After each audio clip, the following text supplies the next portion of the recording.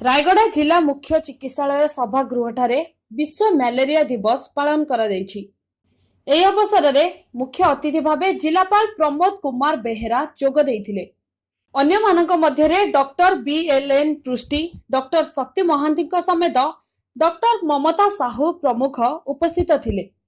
जिलापाल प्रमोद कुमार बेहेरा रायगड़ा जिलू मैलेरिया मुक्त जिला गठन करने पई समस्त प्रकार प्रयास जारी रहिथिबा प्रकाश करिसंती।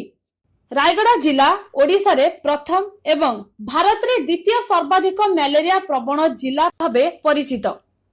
किंतु वर्तमान परिस्थिति रे बहुत सुधार आसी वर्तमान रायगड़ा जिला रे मैलेरिया रोगी संख्या रे द्रुत गति रे ह्रास होई 65% रु खसी 5% रे पहुंची एवं रायगड़ा जिला को मैलेरिया मुक्त जिला गठन करने निमंते प्रयास जारी रही बोली डॉक्टर पृष्टि प्रकाश करिसंती।